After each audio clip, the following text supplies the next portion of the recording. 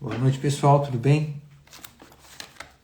Hoje é quinta-feira, dia 13 de novembro de 2025. Estamos entrando ao vivo em mais uma live, o Furo do Alfinete. Oi, Melanie. Não, é Mel Alice. Mel Alice, tudo bem? O Augusto. E aí, Augusto, tudo certinho? A Melissa, tudo bem? Estamos entrando, então, ao vivo em mais uma live, o Furo do Alfinete, hoje com o nosso convidado também para lá de especial, Samuel Freitas. Uma conversa, uma alegria muito grande. Ô Samuel, te mandei um convite, tudo bem? É 13 na cabeça, o Augusto é fogo. Ô Samuel, que alegria. Boa noite a todos.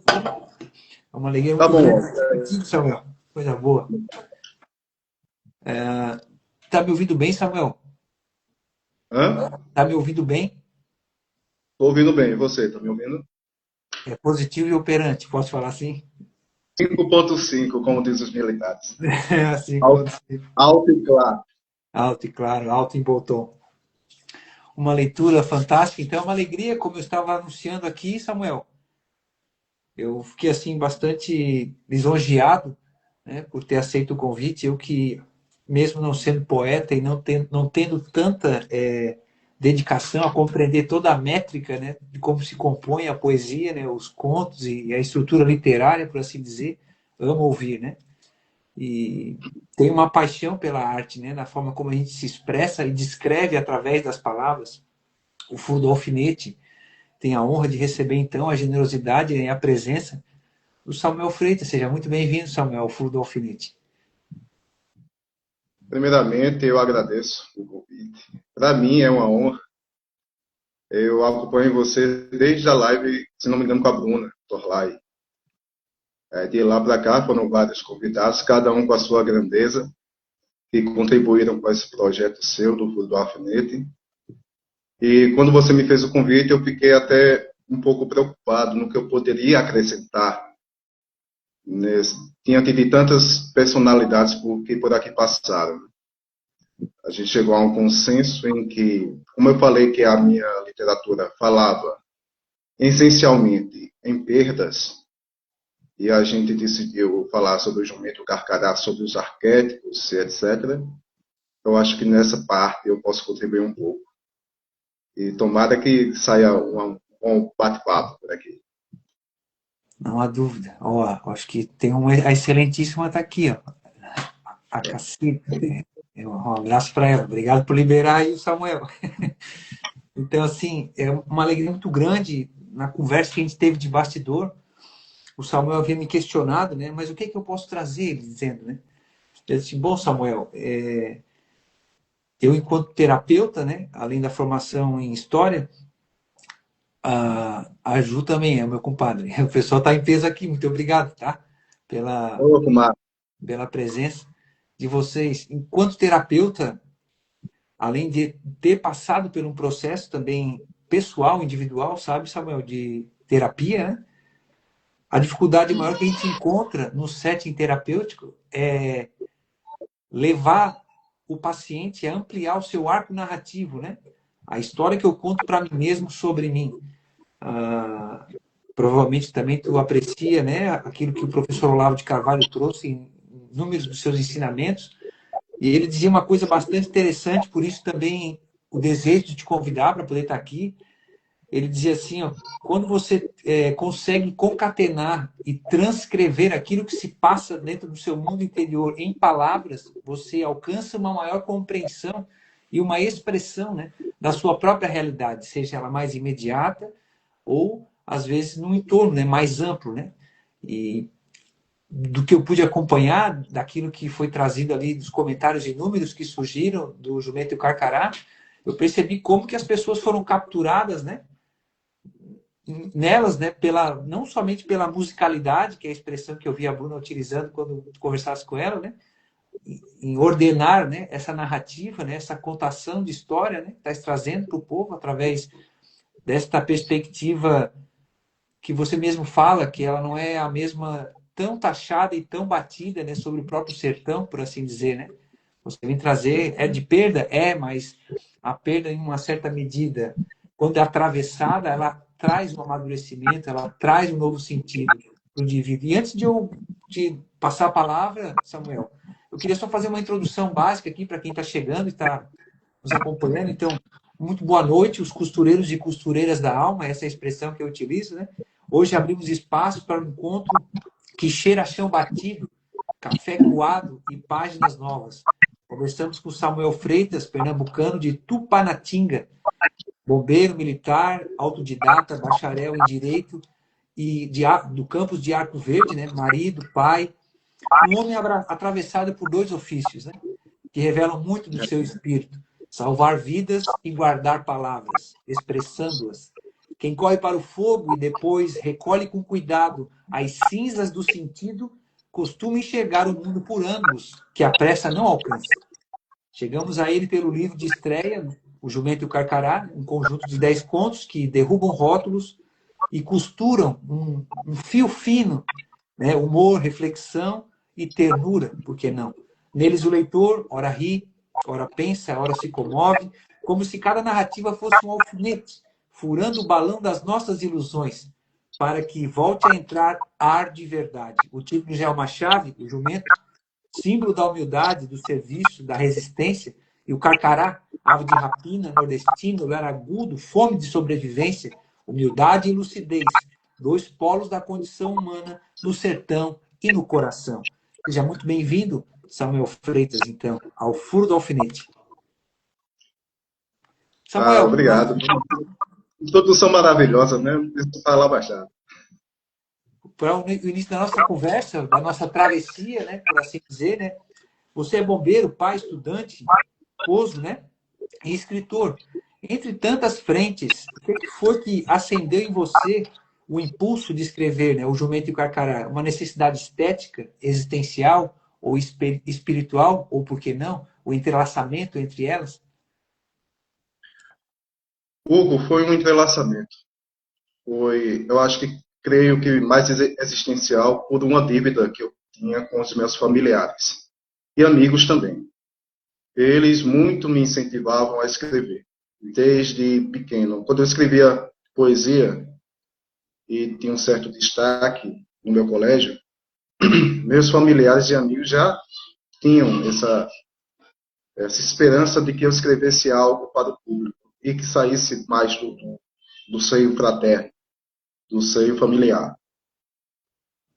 Foi uma série de acasos em que me levou a escrever O Jumento e o Carcará. Um deles, com certeza, foi escutar um podcast do Senso em Comum, em que o Diogo Fontana, que é o editor e fundador da Danúbio, escritor também, maravilhoso, ele estava dando essa entrevista lá no podcast e lá pela metade do podcast ele fez um chamado para novos escritores. Foi ali que eu vi a oportunidade e falei para mim, por que não? Por que não escrever prosa para uma editora que, de certa forma, vai ter um certo cuidado com a questão linguística, a questão forma do conteúdo, da literatura como na qual eu prezo, na qual eu prezaria escrever. E sempre prezei também nos poemas. Ali foi a oportunidade de dar encaminhamento, mesmo que eu não fosse publicado pela Danúbio ou por outra qualquer, eu faria a autopublicação, como uma resposta a esse anseio que meus amigos e familiares sempre tiveram a meu respeito. A partir de então, em 4 meses, eu escrevi os 10 contos. Eu enviei o original via e-mail para a editora, com os dados pessoais. E, para minha grata surpresa, 12 horas depois, o Diogo estava me ligando para publicar o livro. Então, tem essa carga existencial que seria um modo de prestar uma homenagem aos familiares e amigos e tornar esse desejo deles realidade, porque eu não me achava, e até um certo tempo atrás, nunca me achei um escritor, nunca achei que poderia produzir algo de relevante que fizesse alguém parar algumas horas do seu precioso tempo para me ler. Ao ser publicado pela Tânia, duas coisas se revelaram: que eu era um escritor e que minha família e meus amigos sempre tiveram razão. Maravilha. Foi. Que coisa linda. Muito bom isso. Até eu estava pensando mais cedo, eu não sei se seria bom, o pessoal está assistindo, está ouvindo bem, está dando um bugzinho na, não sei se é aqui ou aí, ou, não sei, na conexão. O pessoal está Não, ouvindo bem? conexão. Pode só sinalizar para nós aí, por favor? Augusto que é o autógrafo. O Samuel, Augusto que é o autógrafo. Manda um abraço para o Augusto, mano. O Augusto é sério demais. Vê se ali o que ele fez com a gente no Veja, pouquinho. Augusto disse que vai ser um dos primeiros e os últimos a sair. É. Samuel, Melhorou a conexão, aqui tá ah, bom, tá boa a conexão. tá bom, O bug continua? tá ok. O Samuel disse Tá que tá ok bom. agora. Eu estou ouvindo muito bem. O Odes, eu acho que é Odes. A É o Safra. Diego, desculpa. Ah, o Diego. O Diego. Tá. Beleza, então. Continuando, o Samuel estava descrevendo para nós, então, este primeiro momento, né? Dessa necessidade existencial, e eu falei também aqui, né? Desse tripé, né, espiritual, estético, porque também toda essa carga que ele foi juntando ao longo da sua formação e incentivo que ele também foi recebendo em uma certa medida, também aponta para uma aptidão natural, né? De perceber as nuances, né, deste Brasil mais profundo, por assim dizer, como diria o Thomas Juliano, né?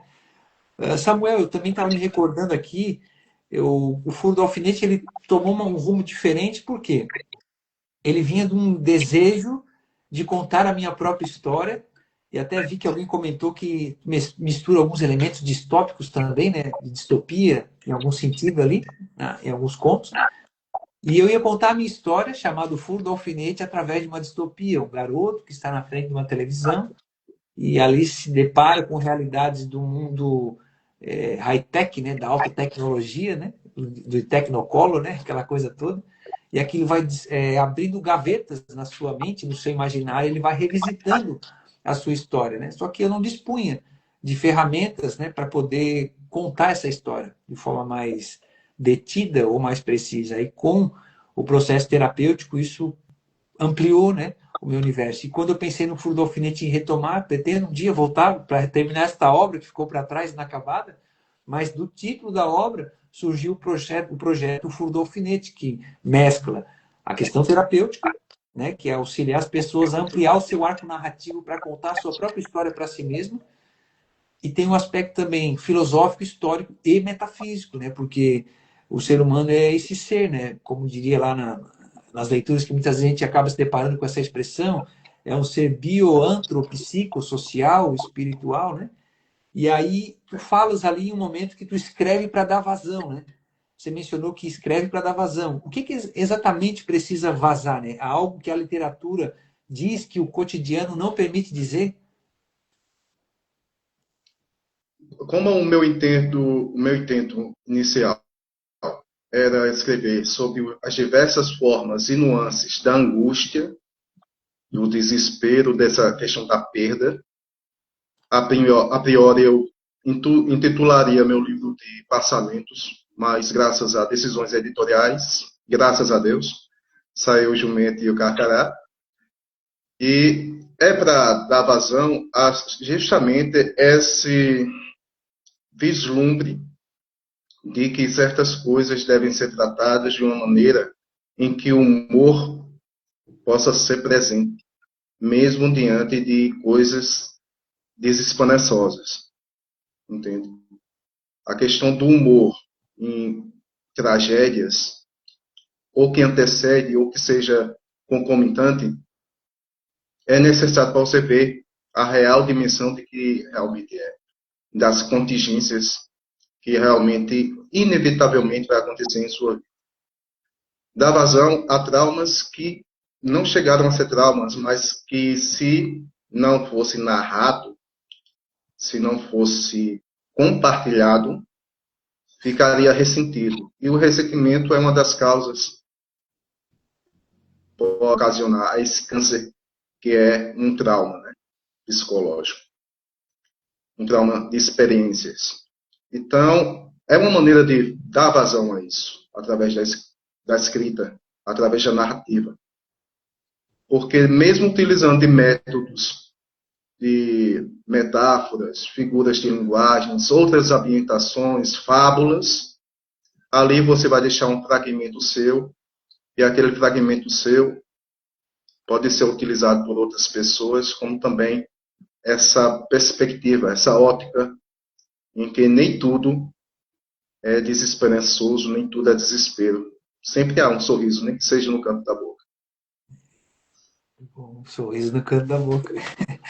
Fantástico isso, muito bom. Sorriso leve, né? Não é forçado, ele vem meio tímido, mas está ali, né? Porque a pessoa consegue perceber algum sentido, alguma beleza em tudo isso. Eu estava me lembrando do poeta que ele diz: o espírito alegre aformoseia o rosto, né? Então, o espírito abatido faz secar até os ossos, né? Então, o que acontece? Esse abatimento, por mais que ele seja um momento transitório, né? Porque alguém me perguntou um dia, tá, Hugo, tem o problema ter dúvida quando se tem fé? Se a fé é a certeza e a convicção, né? Desde que a dúvida se propõe a ser o que ela é, que é um estado intermediário, né? Entre aquilo que ainda não se conhece ou ainda que não se compreendeu, não se assimilou, né? Diferente daquela dúvida cartesiana, né? Ad eterna, que tudo se duvida a todo tempo, né? De todas as coisas, todas as circunstâncias. Se duvida no primeiro instante para poder se questionar e se propor a caminhar numa direção, né? De encontrar esta resposta, né? Eu gosto muito, acho que tu concorda ou compartilha, né? Sobre aquela premissa, aquela máxima da verdade, né? O quid est veritatis, se fala lá em São Tomás de Aquino, né? A verdade seria, então, a adequação da inteligência à coisa, né? A realidade, parafraseando o professor Olavo. Então, a verdade, ela está posta na realidade, né? Ela não se dobra diante da nossa vontade. Mas ela, a gente, às vezes, pode negar esta realidade e isso nos adoece. Eu trouxe aqui, um tempo atrás, o Bruno Santos, que é da Bahia, psicólogo, e ele trouxe uma proposta muito interessante, sabe, Samuel? Ele falou da bioiatria do Julián Marias. Acho que tem um escritor dentro da Danúbio que também escreveu, Tiago Martins, Amorim. Amorim, isso, ele trabalha nessa perspectiva também. A doença biográfica, né? O sujeito, ele se perdeu na própria narrativa, né? Na forma como ele conta a sua história para si mesmo, né? Sobre si. E isso, como você mencionou, né? Acaba levando as pessoas a ficar estanque, né? Dentro de si mesma, em si mesmada, né? Que a gente usa a expressão, onde muitos acabam vindo a adoecer, né?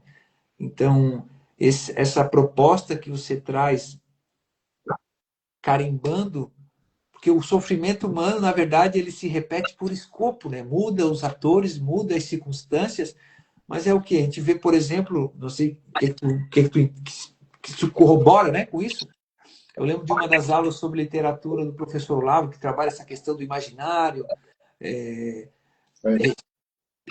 amadurecer ele, encher de figurinha neste álbum, né, por assim dizer, né? E ele conta que o livro mais completo de literatura, segundo a própria avaliação daquele cara, o Norton Fry, acho que é isso, né? Ele fala que a Bíblia não omite nada, né? Tá tudo ali, né? Então, assim, a gente tem uma diversidade de gêneros literários e o drama humano está ali, né? É o luto, a perda, a traição, por que não? O dilema, né? Diante da vida, né? Das vicissitudes. E aí eu te pergunto, você fala da escrita sobre a perda, né? Você afirmou que a sua escrita também é para dar vazão, mas também fala da perda. Na sua visão, o que a perda ensina ao ser humano, né? E o que ela revela sobre quem realmente somos? A perda não é necessariamente uma coisa que foi tirada de você. É uma coisa que você tem que buscar atrás para se preencher. E se preenchendo cada vez mais, você está mais próximo de transbordar. Transbordar é quando estamos em plenitude.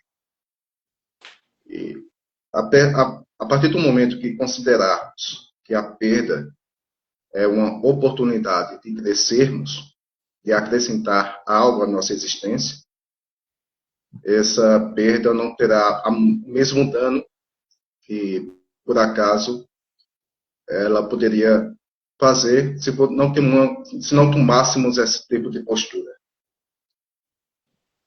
A intenção foi justamente essa durante todos os contos, porque eu, como um escritor principiante, eu estava perdido ali na forma de escrever. No último conto, que é o Melindres de Aprendiz, eu faço essa minha culpa de como escrever partindo do zero e sem conhecer necessariamente técnicas. Eu realmente não conhecia técnicas de literatura.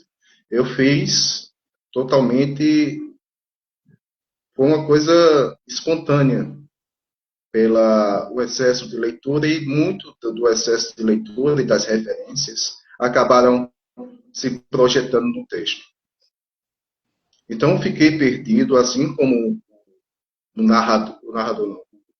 protagonista do conto, sobre o que escrever, para quem escrever, de que forma escrever, qual recurso literário escrever. E quando ele chega ao final do conto, ele vê que necessariamente só foi essa conversa que ele teve com sua irmã que gerou um conto. Então, é a história contada, é a narrativa contada.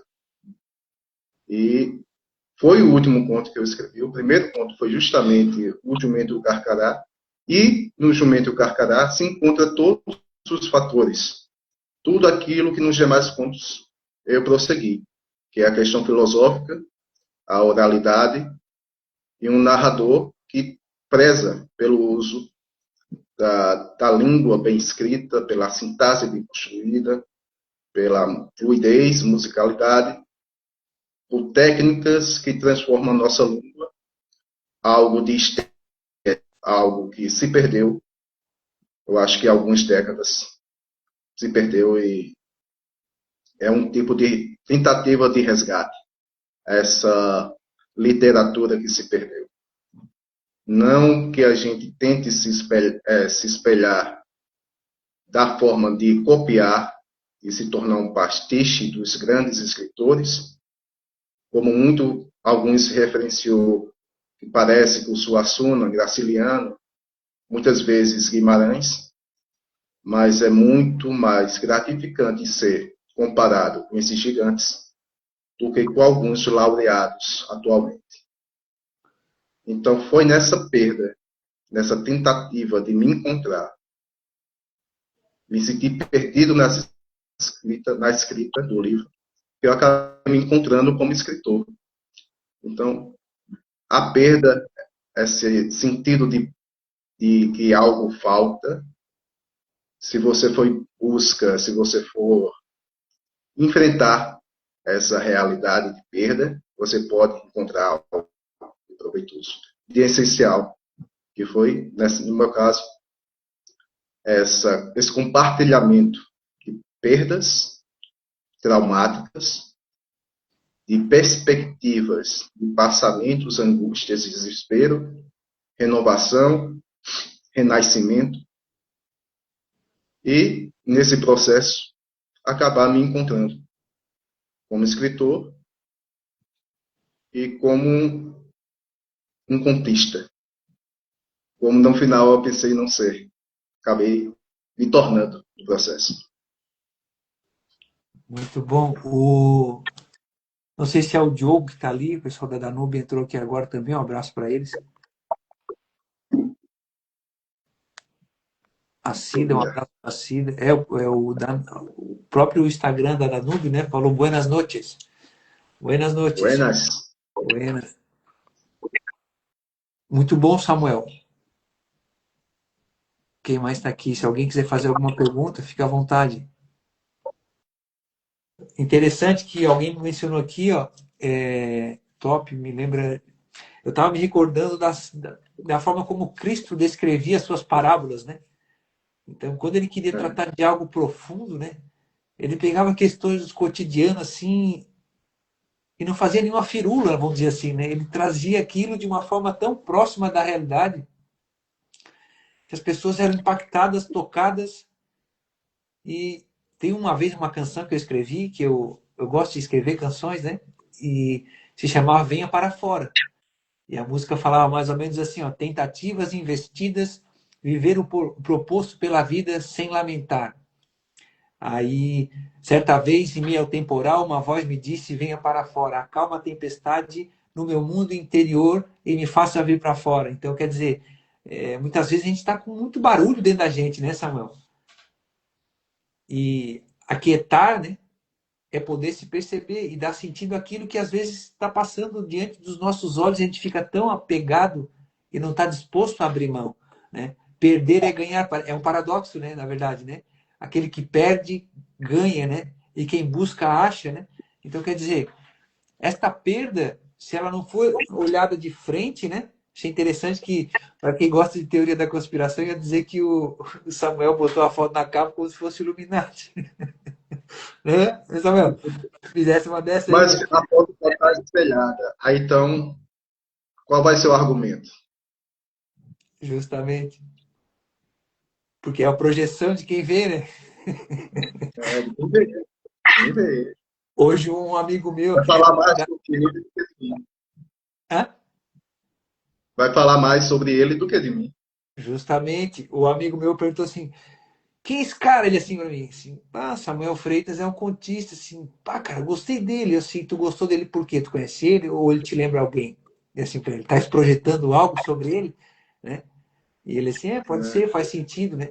Que na verdade, muitas vezes, quando apontamos, né, e dizemos algo, falamos mais de nós, muitas vezes, do que aquilo que está posto, né? Então, eu gosto muito dessa expressão, Samuel, me dá a entender que quando tu escreve o jumento e o carcará, tu está sendo, né, a testemunha fiel da tua experiência, né? Então, o desafio é este, né? Se tornar a testemunha da sua experiência, né? Ou seja, tu estás fazendo direito agora, né? Então, quer dizer, essa relação também é interessante, né? Quando vai um caso ser julgado, né? Tem lá o juiz que vai julgar, é bom que ele seja imparcial, né? A parcialidade no julgar não é boa, né? E vai se apresentar as provas, as evidências, né? Para que se possa chegar a um veredito, né? E quais são os vereditos da nossa vida, né? Será que estamos fadados, muitas vezes, né? A vivemos cercados de sentenças que nos condenam ao cárcere existencial, sem nos darmos conta, né? Da própria realidade, né? E aí eu te pergunto, né? Entre o jumento e o carcará, porque esse arquetipo, né? Esse arquétipo, ele nos traz uma dimensão prática, pedagógica, por que não? Né, da própria realidade. O título é profundamente simbólico. Se o jumento representa o serviço humilde, o carcará, o olhar lúcido, qual destes dois habita mais forte em você? E o que o leitor precisa ver e carregar ao terminar o livro?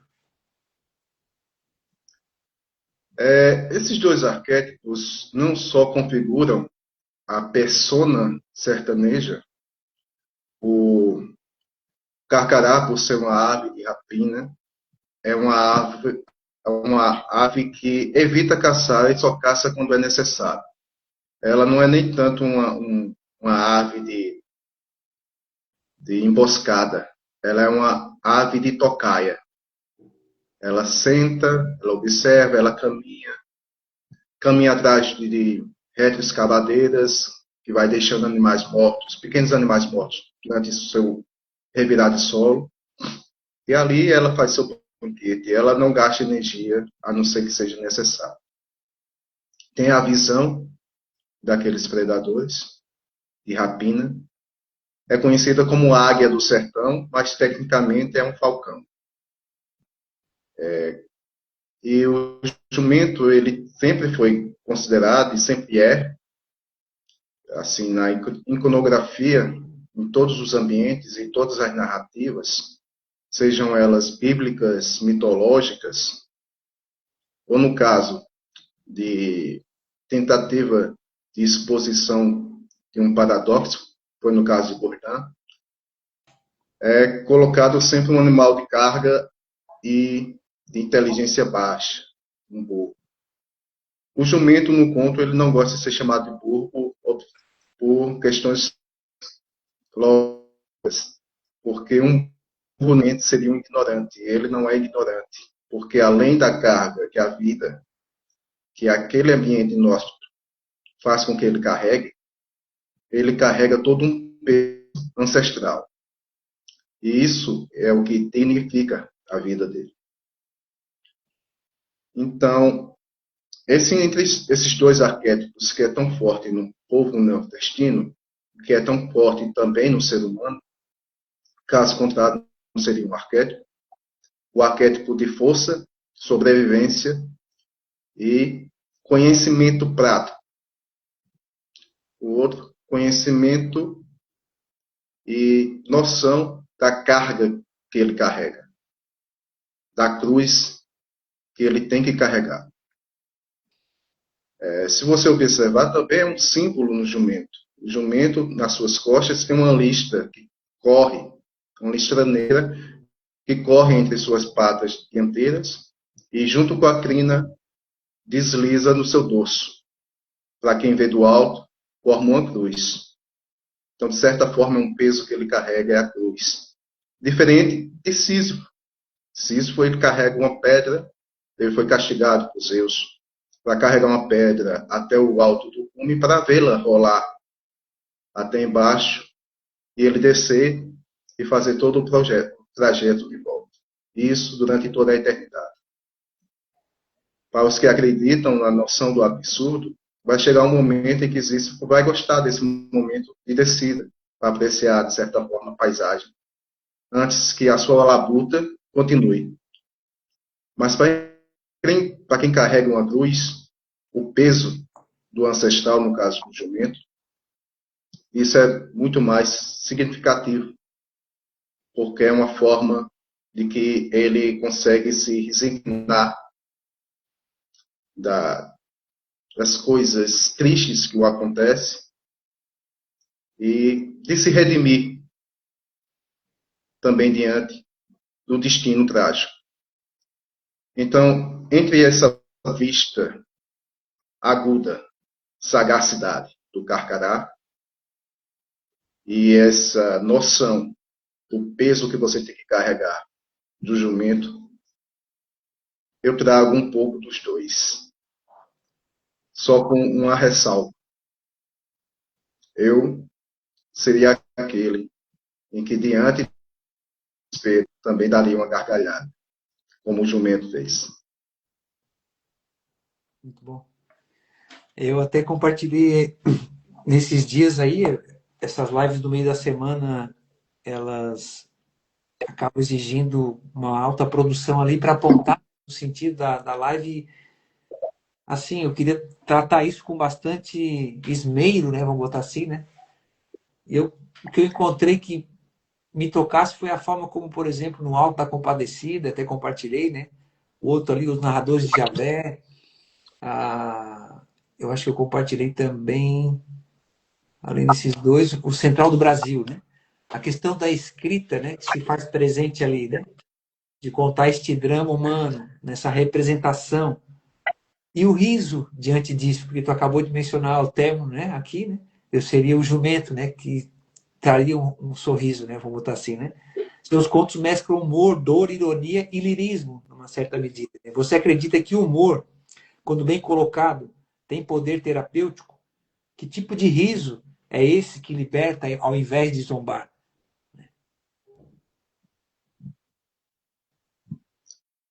O riso, e eu tento colocar isso de maneira sutil, é por isso que muitos consideram que seja traço de um humor britânico. O humor britânico é aquele que não é escrachado, não é debochado, é apenas uma observação de uma perspectiva diferente e que isso traz um pouco de humor, isso traz algo de cômico para o acontecimento. Então, eu gosto de dar o exemplo da colisão do Titanic com o iceberg. O garçom vinha entregar uísques para quem estava ali, vendo o iceberg se aproximando, e após o choque, um deles pegou whisky e disse o garçom, eu pedi com gelo, mas não tanto.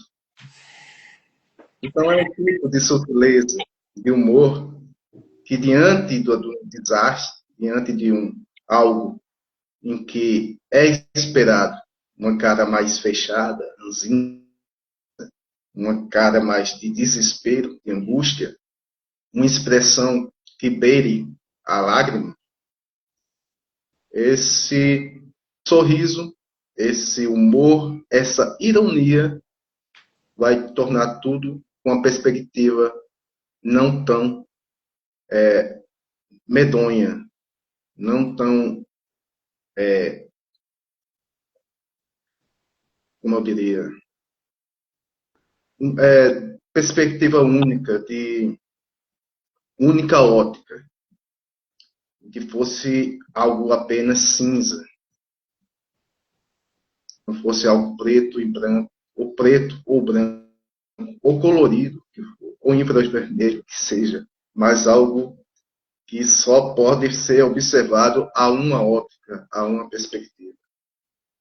Você pode olhar as coisas do alto e torná-la da dimensão que realmente elas poderiam ser. Ou você pode olhar também da perspectiva mais baixa e elevá-la a uma situação em que ela realmente poderia ser. Então, o riso tem essa função. Não um riso que seja aquele riso de deboche, argumento de prostituta, e não seja aquele sorriso em que só há amarelidão nos dentes. Seja um sorriso sincero, discreto, irônico e, por que não, sarcástico. Há muita sutileza para quem sabe utilizar o sarcasmo. E o sarcasmo nos tira de tantas situações desesperançosas que só para quem aqueles que utilizam realmente sabem o poder do que ele é capaz. Então, encontrar isso num texto, encontrar isso em uma narrativa, faz com que você, ao narrar episódios de sua vida, que somos narradores, fomos criados narradores. Poucos têm o poder do verbo, da palavra, e principalmente escrita. Muitos são oradores natos, mas não sabem, não têm a técnica da escrita. Mas falam por horas e horas de diversas histórias. E aqueles que são silenciosos, introspectivos, narram um romance por dia dentro de suas cabeças. A partir do momento que você tem essa perspectiva de ironia, sarcasmo, botar um pouco de humor, uma dosagem de humor bem medida, como aquela dose de cana em que um sertanejo toma antes do almoço, vai melhorar muito a sua narrativa, porque as perspectivas não serão tão cruas, terão uma dimensão em que você possa enxergar melhor. Essa é a função que eu tento colocar nos textos, nos contos, e que eu creio que a maioria dos meus leitores é um dos fatores que mais elogiaram e cativaram. Tava falando, eu tava tendo uns insights aqui e tava me lembrando, né, de dois momentos. Eu tentei uma vez, fiz uma tentativa de querer ser padre, né? Fui pro seminário. E aí me chamou a atenção que tu falasse da cachaça, né, antes do almoço, né? Um golinho ali na medida, né? Eu fui um final de semana antes de ir definitivamente lá pro seminário e eu percebi que na hora do almoço eles faziam ali, eram 4 clérigos, né? Tinham 2 irmãos e 2 padres. Eles faziam um copão desse tamanho de caipira, né? E todo mundo tomava antes do almoço ali, fazia o giro ali para todo mundo tomar e almoçar. E aí eu fiquei assim, pá, interessante isso aí, né? Voltei para minha cidade, vou levar um agrado para eles. Aí comprei uma cachaça aqui no sacolão, né? Na verdureira, para quando eu ir definitivamente entregar. Cheguei lá, daí cheguei, aloquei minhas coisas, botei no lugar lá e levei a garrafa para eles, assim, ó. E a garrafinha que eu estou te lembrando, meu filho, você gosta de tomar uma caipira antes do almoço? Guarda ali, meu filho. Ele disse assim, tinha um armário na parede, um balcão, na verdade. Na hora que eu abri, Samuel, sem exagero, tá? Deveria ter umas 30, 40 garrafas de cachaça lá dentro, guardada. Aí eu perguntei assim, ó, padre, isso aí não vai dar problema, não? Ele disse, não, meu filho, é para abrir o apetite. Esse é um apetite, hein? Né? E teve uma O outra problema é que vez, a pessoa está alimentada demais, para justamente, pegar aquela dieta em que você é obrigado, é fracionado, é alimentado de 3 em 3 horas, chegar no fim do dia, vou levantar, ó, deu meia-noite, vou levantar para comer uma coisinha. É só uma. é só um aperitivo. Aí, Samuel, outra vez eu fui no banco, aí eu fiquei intrigado. Tava a mãe e a filha do lado mexendo no caixa eletrônico. Aí eu vi que a mãe, já mais de idade, né, apanhando para a máquina, para o caixa eletrônico, e a filha foi dar uma dura na mãe, né? Não sei o que, e eu comecei a. Assim, eu gosto de idosos, né? Eu cuidei da minha avó e tudo mais, enfim. Aí eu olhei para ela e falei assim. Eu conhecia ela, né? É até engraçado, ela é professora, né? Dando bronca na mãe, mas tudo bem. Aí eu disse assim: Ô professora, escuta que engraçado, né? Tu tá reclamando que a tua mãe não sabe mexer no caixa eletrônico, né? Mas quando tu era pequena, tu não sabia nem segurar a colher na mão para botar a comida na boca. Entende? Então, assim, seja paciente com ela, né? E aí nós continuamos nessa mesma esteira que o Samuel está nos trazendo, né? Destes elementos arquetípicos, né? Dentro da literatura, a importância do riso, né? Esse riso sincero que ele vê esperança, né? Ele não se afadiga, na verdade, né? Numa melancolia sem fim. E aí eu parto para uma outra dimensão, Samuel, que é a questão da literatura e a espiritualidade, né? Há um sopro de sagrado no seu modo de narrar. Você se reconhece como um escritor espiritual? E o que que o sagrado significa para você hoje? Hoje significa absolutamente tudo, mas há um tempo atrás era o completo oposto. Eu fui um daqueles jovens que foram seduzidos pela filosofia francesa e alguns filósofos alemães e chegou ao ateísmo em tenra idade.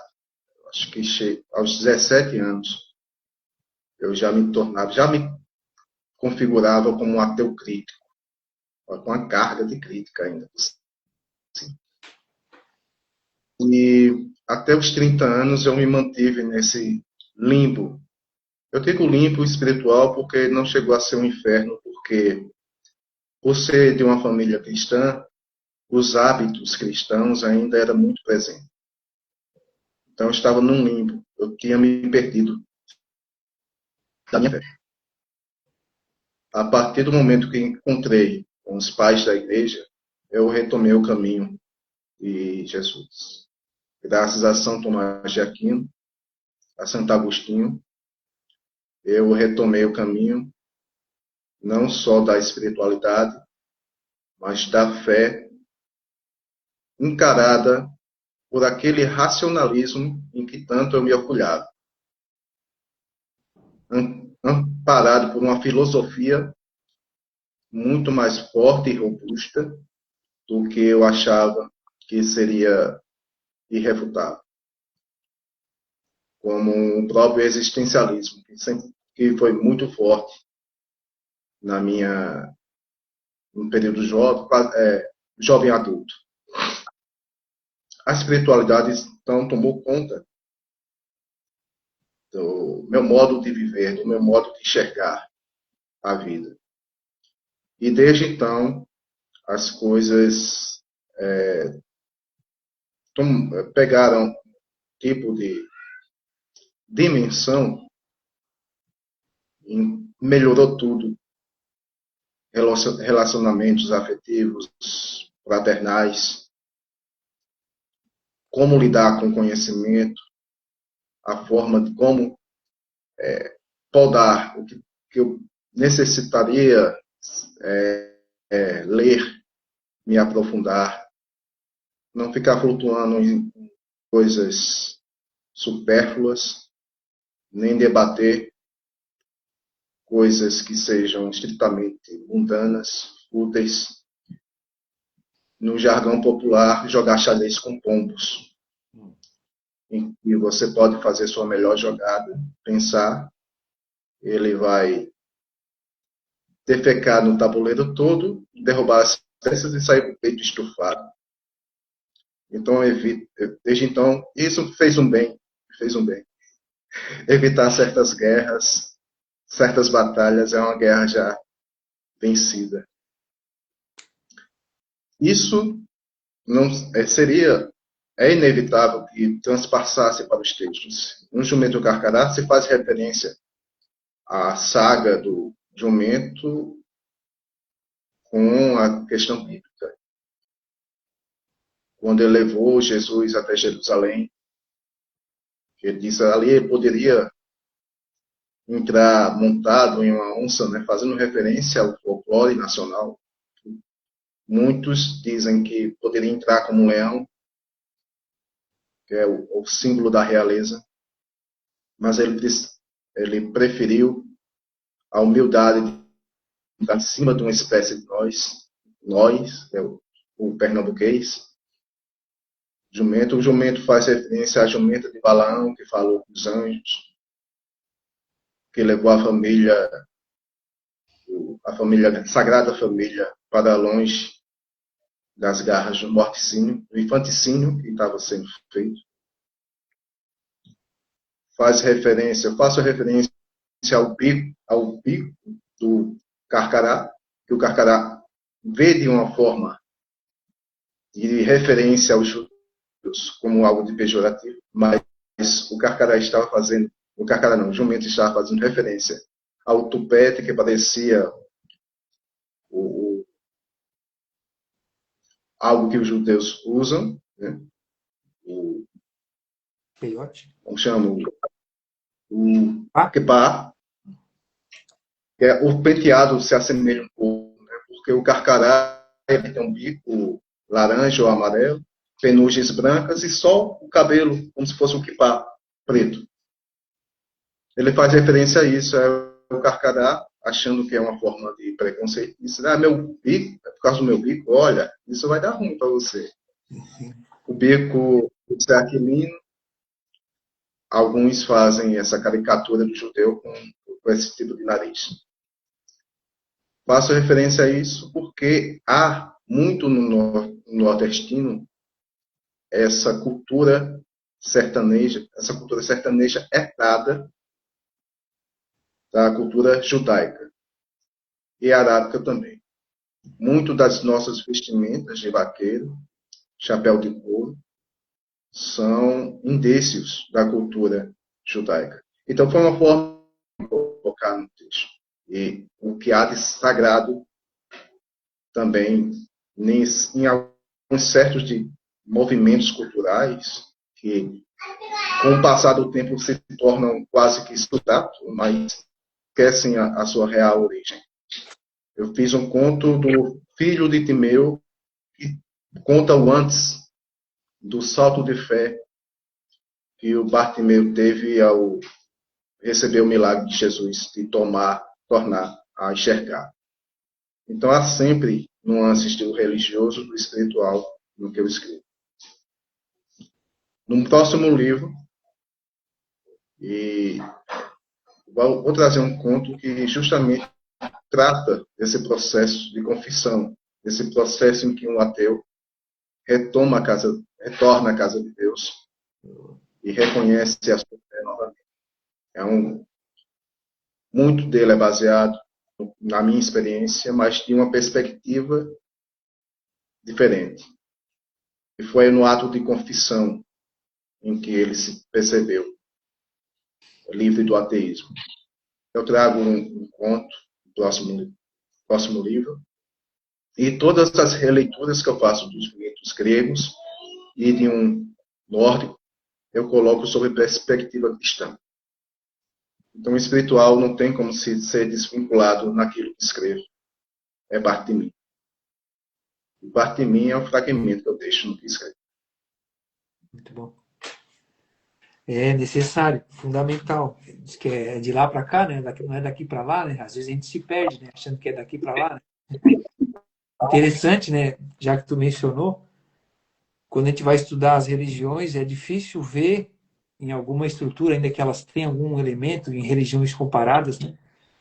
Uma cultura que diga, né? Tu vai perguntar lá para determinada religião, ele vai dizer, vai por aqui, o outro, essa é a direção, eu encontrei. Mas, né, é quando em Cristo, né? Ele diz, né? Eu sou, né? O caminho, a verdade, a vida, né? Eu vim revelar o Pai, quem vê a mim vê ao Pai.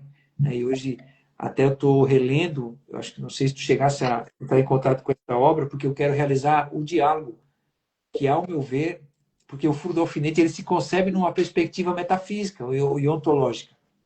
Em que medida? Quando me questionaram, Samuel, Hugo, o que é isso? Que símbolo é esse? Né?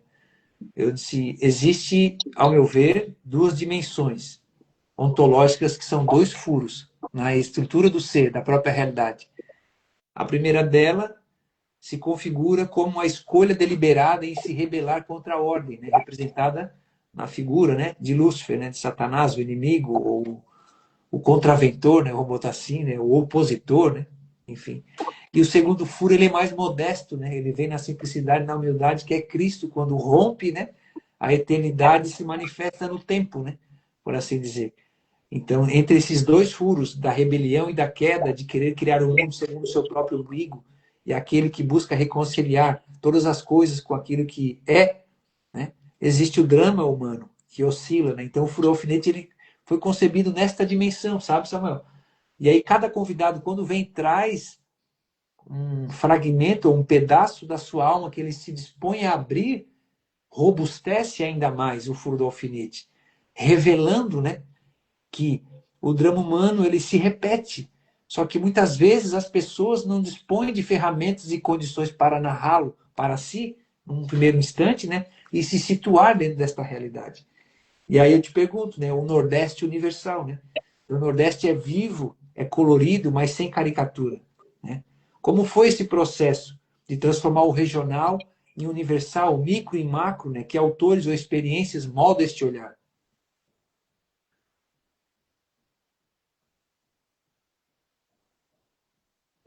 É extremamente difícil você escrever o Nordeste quando teve tantos escritores maravilhosos que o fizeram tão bem.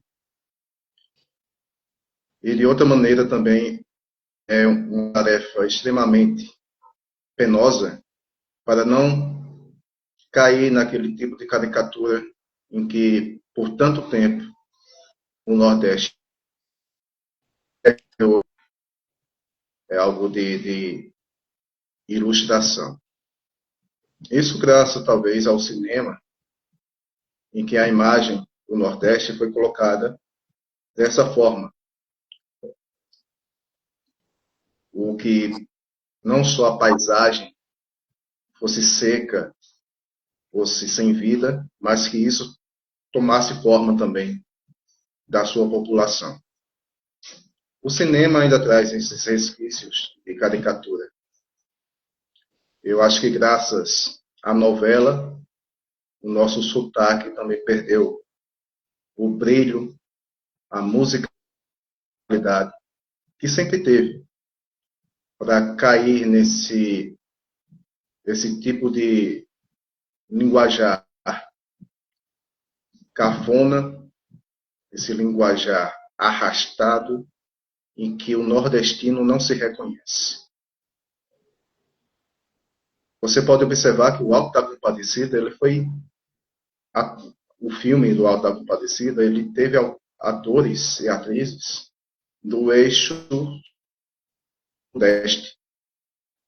Todos tinham um sotaque legítimo nordestino, porque Suassuna, ele conhecia a sua língua, a sua musicalidade, e transpassava isso, transcrevia isso não só para o teatro, mas para os romances.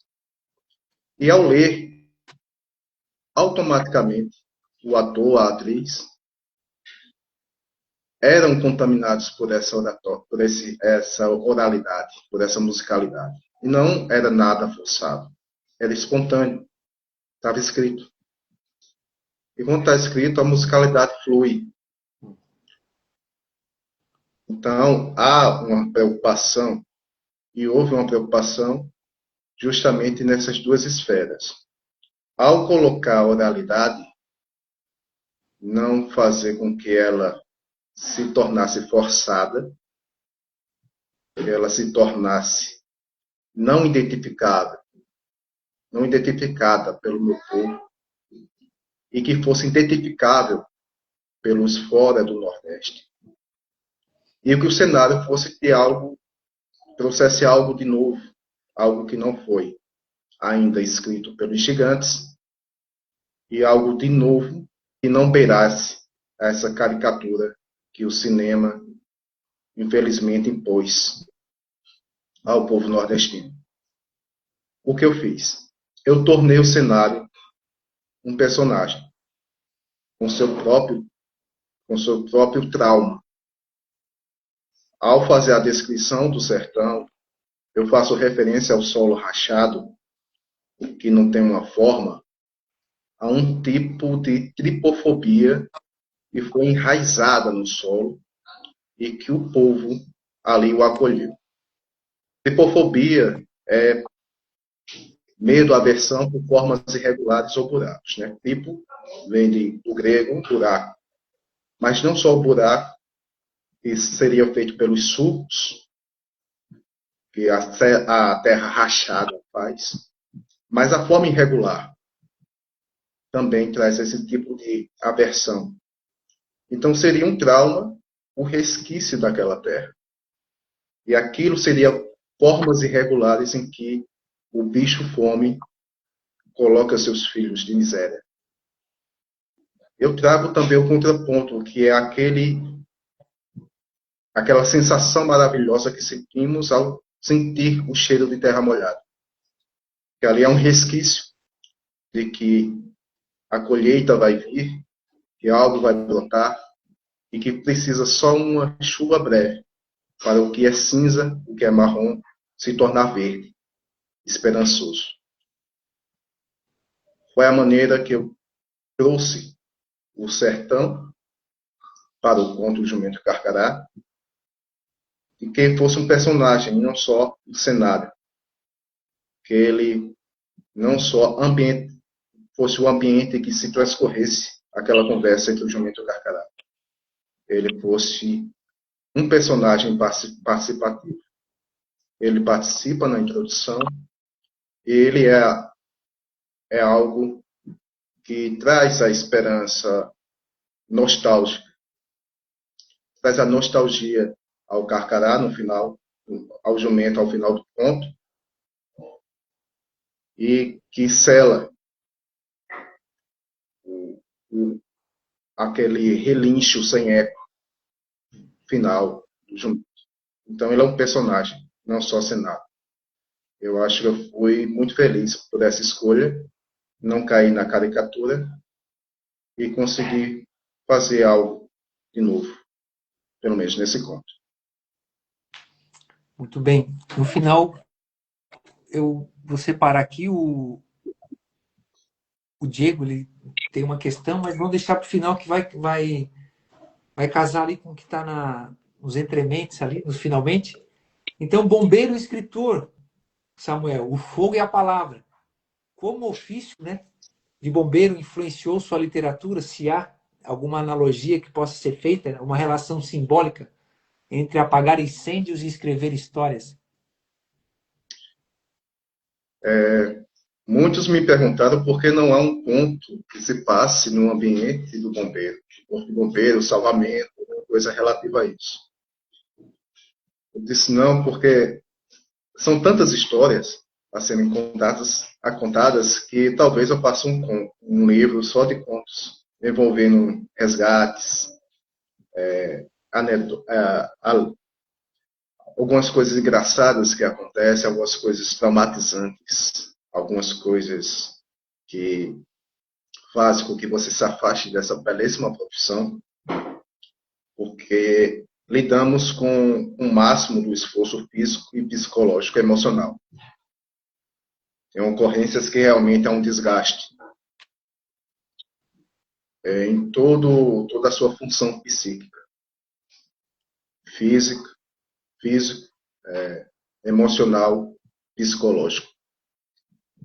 E eu acho que a questão do Corpo de Bombeiros, por ter esse nome, diz muito da nossa instituição. Se tem algo para eu fazer referência ao Jumento e o Carcará, é que todo o meu livro foi escrito dentro do quartel. Nos intervalos em que eu saía do serviço, tem um intervalo, tem um interstício para você descansar antes de pegar uma escala extra. Durante esses períodos ou de descanso, em que eu já tinha a ideia formulada do conto, eu parava para escrever. Era um ambiente propício, porque meus colegas mantinham silêncio, sabiam o que eu estava escrevendo, eles davam essa privacidade, se recolhiam ao alojamento e me deixavam mais à vontade. Salvo acontecer ocorrência, né? Porque o burburinho é inescapável. Então, eu vou fazer até dar um alô para quem estiver assistindo lá do Corpo de Bombeiros.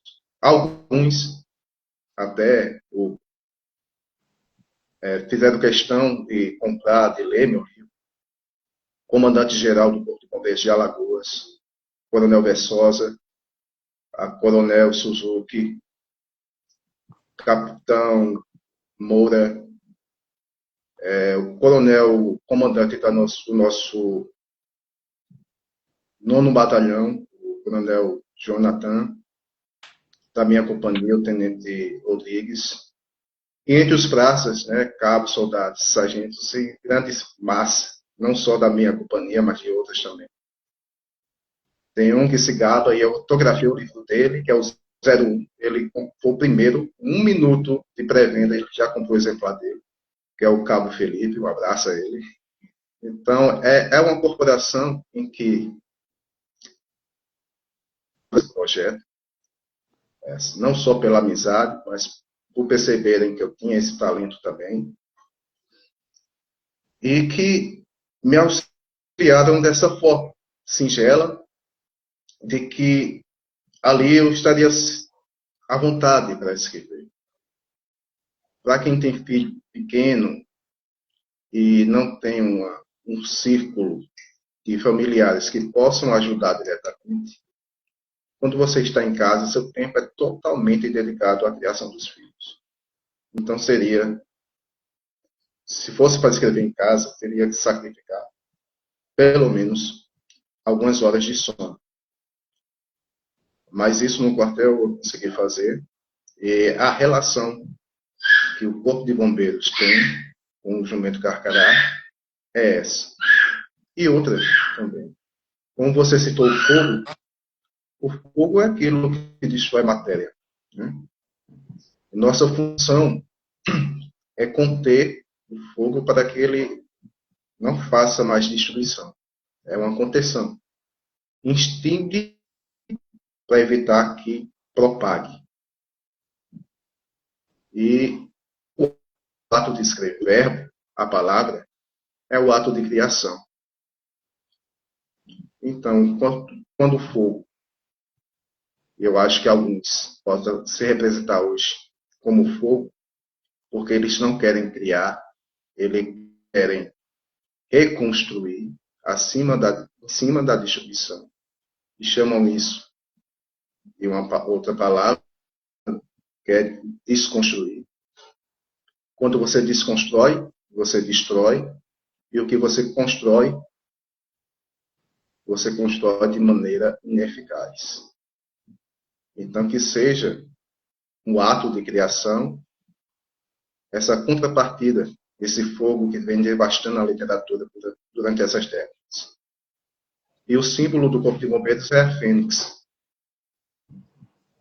Ela destrói para renascer. Ela se autoconsome para se criar. Então, é uma boa metáfora que eu trago do Corpo de Bombeiros para o ato de escrever. Muito bem. Isso daria até uma outra live, como diz o outro, né? E aí eu também queria fazer esse contraponto, porque me fez pensar, né? O direito, né? A justiça e a palavra. Estudando direito, você lida com leis, escrevendo contos com verdades e dramas humanos. O que é mais difícil, aplicar a justiça ou narrar a justiça, ou a injustiça? E há alguma lei que rege a alma do escritor? Eu tenho meu próprio regimento interno, uma lei, uma lei que eu creio que essa lei não é um ato de justiça, é de evitar injustiças. É a lei de seguir a literatura como uma forma de arte. A forma de arte que verdadeiramente é, com a sua estética, com a sua forma, com a linguística, com um bom vocabulário, com respeito à norma sintática, trazer semânticas que façam sentido dentro do texto, que não precise de teses de doutorado para se explicar, como esses retalhos de semântica que tentam goela abaixo colocar, usando, usando da nossa língua para isso, usando de nossa academia para isso. Esse regimento interno é o que vai impossibilitar de que eu caia nesse pagamento que exigem, pagamento que, se eu fosse colocar em mitologia grega, seria como a cama de Procusto, né? Em que Procusto ele tinha uma cama, dava hospedaria, só que a sua cama sempre era de dimensão diferente dos seus convidados. Ele hospedava, mas ao deitar nesse leito de Procusto, se fosse pequeno demais, ele alongava até os membros serem arrancados. Se você fosse maior do que a cama, ele cortava seus membros, sua cabeça, até encaixar. E esse tipo de cama, esse tipo de leito pequeno, de minoria, que faz barulho, em que eu não vou me deitar. É uma lei que eu sigo comigo, é um regimento interno.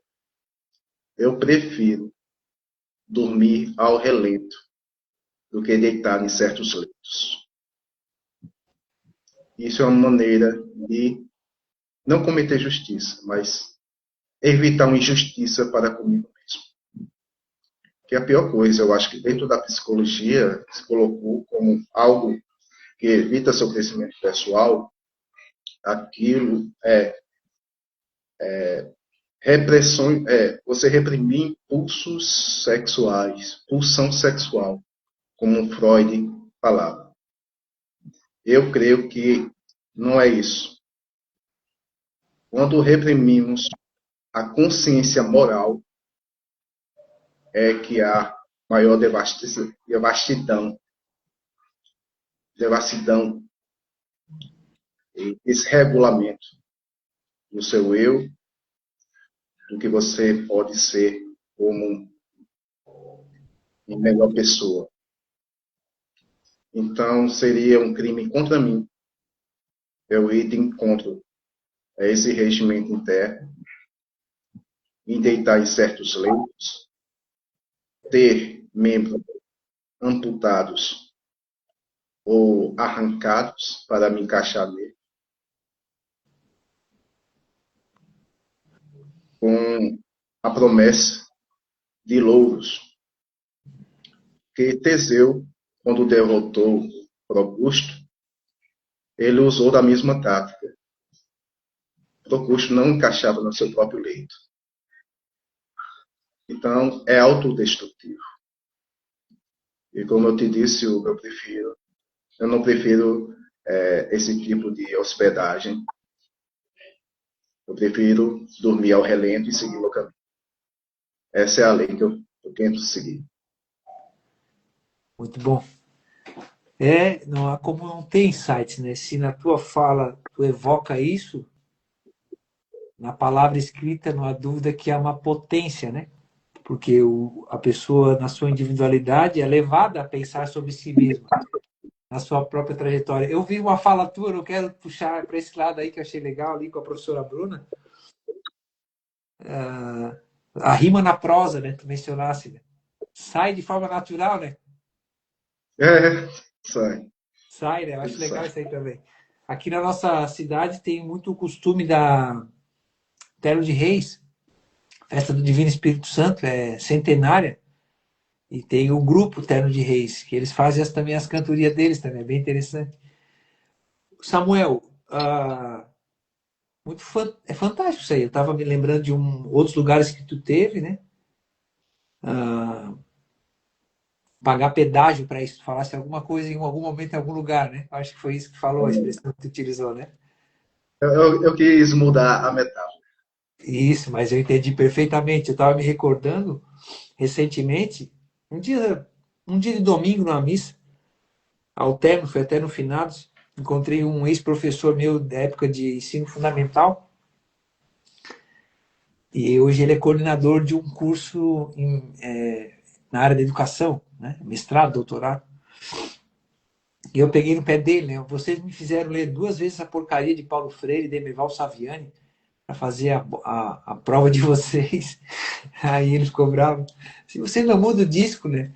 Eu apresentei lá para vocês uma série de literaturas aí que começou a circular no Brasil através da VID, né? O pessoal do Olavo ali botou a rodar uma milharada de livros aí que não tinha antes nesse cenário acadêmico. E vocês meio que não dão muita bola para essas coisas. Eu estou para escrever algo voltado a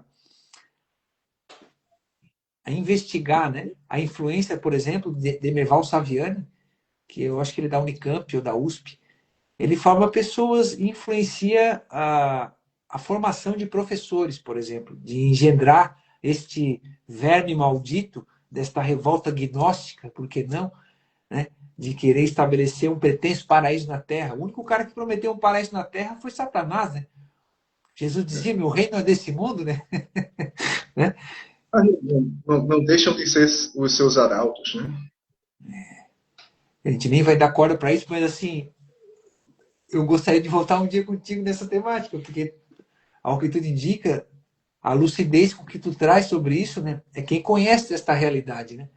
E às vezes as pessoas acham que é só uma falácia de que isso não existe, mas é como quem aponta. Às vezes estão mergulhados, assim como essa caricatura que nos fizeram permear o nosso imaginário deste Nordeste, deste Agreste, né? Deste chão batido, de forma caricata, muitas vezes. Naqueles filmes ali, naqueles cortes, eu busquei pensar realmente a sutileza do que é original, né? De que não é forçado e nem fabricado. Até ali na Central do Brasil, a história daquele senhorzinho no final, que ele é lá do Arco Verde, eu acho, aquele senhorzinho ali. É uma história real daquele senhorzinho. Fala que fazia 4 anos que não viu o filho no Central do Brasil, quando ele pede para ela escrever a carta no final. Ali é uma história real daquele cara, daquele senhorzinho, né? E a forma com que ele traz isso, sabe? Então, o que eu quero dizer, né? O que vem depois do Jumento e o Carcará? Né? O que ainda deseja escrever? Há outros retratos ou outras dimensões nesse caleidoscópio, né? Dessa narrativa que muitas vezes nos apresenta, mas que tu busca temperar, né? Com lucidez, com raiz, com esperança, né? Diante desta realidade, muitas vezes, que as pessoas ou esqueceram, ou se envergonharam, ou deixaram se varrer para debaixo do tapete, né? Há novos jumentos e carcarás, né? Ou outras criaturas simbólicas no horizonte. E se pudesse deixar, né, uma frase aos leitores, né, uma espécie de sopro de sentido, né? Qual seria? Né? Fica à vontade.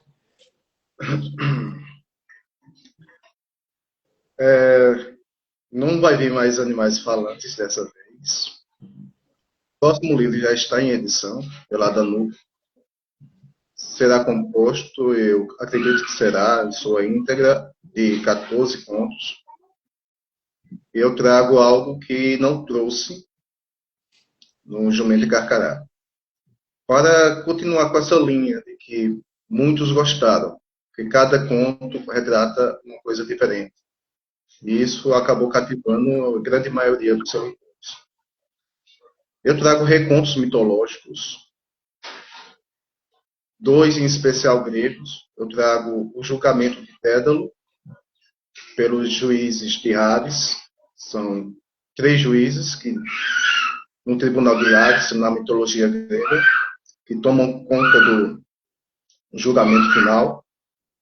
E um dos juízes perseguiu Dédalo enquanto era vivo. Então há um conflito de interesse em que os 3 juízes simbolizando isso, um simboliza a sabedoria, o outro o devido processo, e este, que eu falei, a vingança. Eu retrato isso nesse conto. É uma coisa que passamos atualmente pelo judiciário, eu achei necessário transformar em conto de maneira metafórica e que traz também um pouco da cultura grega, através do reconto. Reconto também da queda de Ícaro. Eu trago uma nova roupagem para isso. Trago um reconto do Anel de Nibelung. Esse que eu digo, eu trago uma perspectiva cristã para a história de Siegfried, que é o protagonista desse mito formador nórdico. E trago contos que envolvem crianças.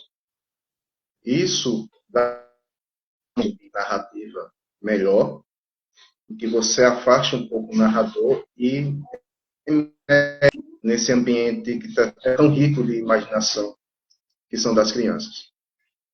Um especial em que o protagonista é TEA, sofre autismo, é não verbal, é o narrador de sua própria história. Então é um fluxo de consciência durante toda a história.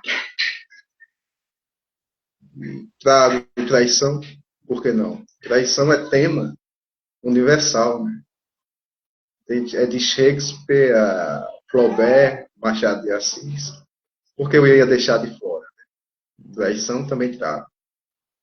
E o conto que eu falei, que é da conversão do ateu ao cristianismo, e outros tantos.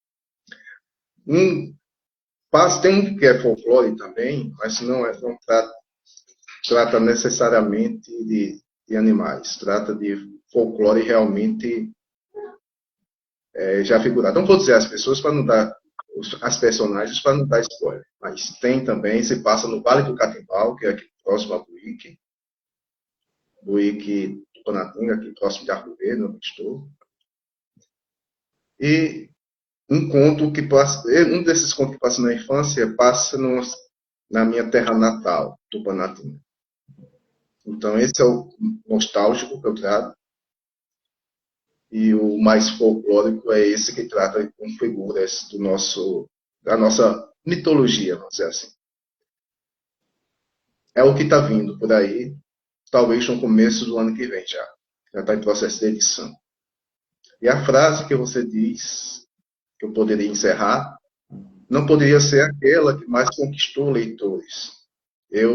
Quando eu a escrevi, eu não tinha noção de que ela, isolada, teria tanto significado que realmente tem. Eu concluo um parágrafo com ela, mas eu não sabia a força de um axioma que ela poderia se transformar. Em todas as palestras que eu fui, com jovens, com professores de letras, eles sempre deixavam destaque essa frase. É tanto que minha irmã, Samara, Bruna, ela tatuou essa frase. É assim. A frase, ela tá no conto Meu Funeral.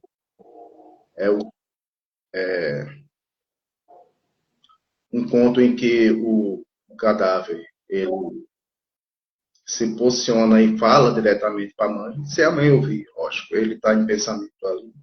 E as pessoas vão passando e ele vai dando algumas lamentações e colocando em retrospectiva a vida de cada um que passa. A vida é um fôlego, meus amores. É preciso respirar fundo.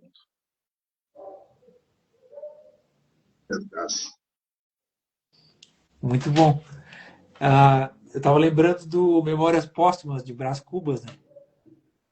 É uma referência direta a Machado de Assis. Eu faço até uma citação à viúva, em que ele brinca: Machado adoraria descrever você. Porque Machado adora uma viúva, né? Muito bem. É isso, Samuel. Eu só tenho que te agradecer pela tua generosidade. O Diego, ele tinha perguntado aqui, se tu quiser responder, fica à vontade. Ele pergunta aqui, ó, o Augusto perguntou. Eu não me lembro dessa música, Augusto. Já escutaram a canção How Great Thou Art, de Carl Gustav Boberg, recomendado pelo professor, que fala sobre a grandeza de Deus? Não me recordo, talvez. Vou anotar essa recomendação e vou escutar hoje mesmo. How Great Thou Art, de Carl Gustav Boberg. E o Diego pergunta, ó, deixa uma pergunta para o final da live. Deixo. Uma lista de livros, romances ou contos que o Samuel considera importante para a escrita e ele recomenda para outras pessoas.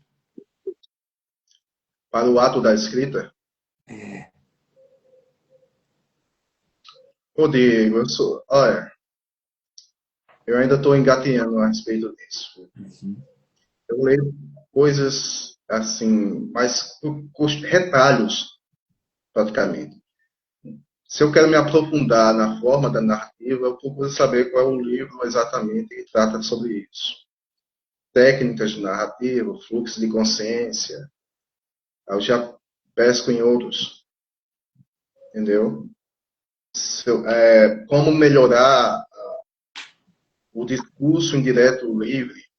Eu já vou a outras referências, não só necessariamente livros, mas pode ser ensaios, pode ser vídeos no YouTube também. Esse modo operandi de ser autodidata, o autodidata que dá essas noções assim. Eu saio pegando, costurando. O que é imprescindível é ler literatura. Apesar de que literatura é minha terceira via de leituras. Eu sou apaixonado realmente por filosofia, deu para perceber aqui, dá para perceber no livro, nos contos, e mitologia.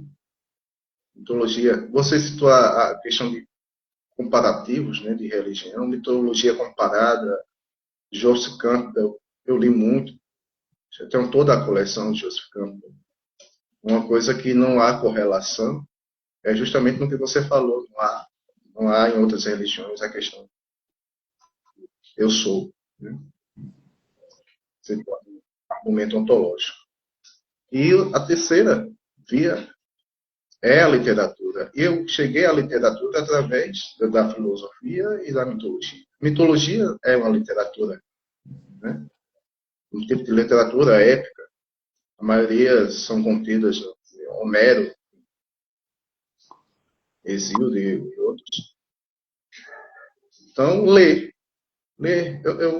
Intuitivamente, eu escrevi o livro. E eu acertei muito ali.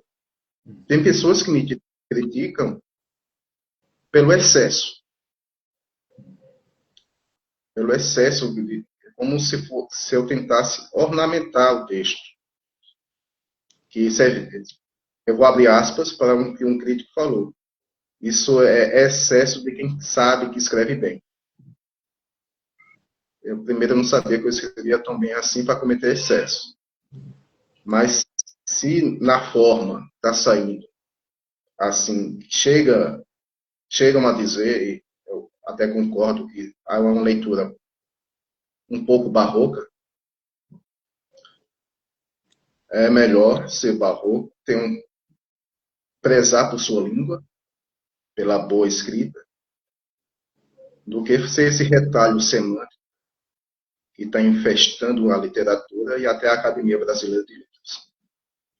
Então, pesado, né? Então é isso, é literatura. Os livros mais técnicos, eu confesso, Diego, eu fico entediado facilmente. Eu não vou indicar uma coisa que eu fico entediado. É isso. Aí eu saio costurando. É isso, pessoal. Eu só tenho a agradecer, antes de mais nada, melhor barroco que modernista retrógrado. É, a Shirley falou aqui. Eu só É o tenho a Sargento agradecer. Guilherme. Abraço, meu amigo. Eu só Meu tenho a irmão. agradecer pela disposição do Shirley, o Samuel, né, por se dispor realmente, né, a trilhar essa seara, né, olhando para a sua história, colocando cada coisa no seu devido lugar e representando, por que não, uma certa medida, né, um movimento, se não de vanguarda, né, ou de restauração, de algo que está tão diluído no nosso imaginário que pareceu que havia se perdido. Olha o trocadilho. Né? Então, quer dizer, quando se fala português ou português, né, na Academia de Letras, né, ou tão afamigerado TODES, ou seja lá o que for, pessoas lamuriando através de uma escrita rasa e superficial, questões que não fazem sentido, mas só empilham pó na estante da memória, né, sem trazer direção à vida do indivíduo. E aí o Augusto dizendo, nem vamos entrar nessa treta aqui, Samuel. Ironicamente, 13 pessoas ao vivo. 14. 14, agora é. Ou português, né? Como diz o Diego aqui, ó. É, português, Diego. Samuel, considerações. Mais uma vez eu reitero a alegria, né, de poder estar contigo aqui no Furo do Alfinete, trazendo esta dimensão que faz parte na forma como a gente enxerga nós mesmos na realidade e enriquecer, né, o nosso imaginário com a vida, que é simples. O símbolo unifica, né, aquilo que muitas vezes a gente não consegue capturar, mas que ilustra esta realidade, né, diante da nossa retina, né, da própria alma. Então, preto português, é isso aí, Chile. É, foi. A que ponto chegamos, dizendo. É Chile, é ele ou ela? É ele, é o Sargento Gutenberg, meu irmão. Ah, então, desculpa, sargento. Todos os deles. Tá, é isso. Samuel, algumas palavras, não as últimas, né, mas de considerações, né? Por quem passou aqui, o teu público também veio assim com densidade, assim, engrandecendo e trazendo mesmo, né? Destacando, né? Que realmente faz sentido. Então, vale a pena continuar caminhando, né? Então, a gente possa continuar sendo agraciado aí, né? Com essas pérolas que tu vem trazendo através da tua forma de contar, né? Um contista, autodidata, pai, né? Esposo, hoje estudante de direito, né? Bombeiro militar, que concilia, e há uma simbologia, em uma certa medida, né? Costurando todos esses sentidos. Né? Agradecer mais uma vez a você pelo convite. Pelo convite. Espero ter abrilhantado esse programa, que já é considerado um dos melhores aqui, em entrevistas. Pelo menos é o que eu paro para acompanhar, é o seu. Pelas pessoas ilustres que aqui passam e pela maneira que você aborda cada tema. Sempre uma contribuição maravilhosa para a gente. Para mim é um orgulho estar aqui, é um imenso prazer. Também um dia retornar, quem sabe, depois da leitura do próximo livro, ou em outro tema que seja de valia ser discutido. Viu? Muito obrigado àqueles que acompanharam a live, àqueles que vêm comentando desde que a gente deu notícia que ia acontecer. E fica aqui minha gratidão e a todos uma boa noite e até a próxima. É isso, mais uma vez, um abraço ao Augusto. O Augusto fez uma homenagem aí também, gostei demais, Augusto. O desenho, né? Eu, e o Samuel e eu sentados no banco com o É, Juninho Carcará. Muito obrigado. Ao Júlio, Júlio é bombeiro aqui na nossa cidade também, um abraço para ele. Ele tem o treino o cachorro para identificar, para resgate, né? O cachorro de resgate. O Júlio, um abraço para ele. E a todos que estiveram aqui, ao Samuel, a sua família, né? Ao povo de Pernambuco, né? Que tudo lhes vá bem, ao nosso Nordeste brasileiro, né? E é isso, saúde, sabedoria e coragem, que tudo lhes vá bem. Foi uma honra, Samuel. Mais uma vez, muito obrigado. Que tudo te vá bem. Fique com Deus. Valeu. amém. Tchau.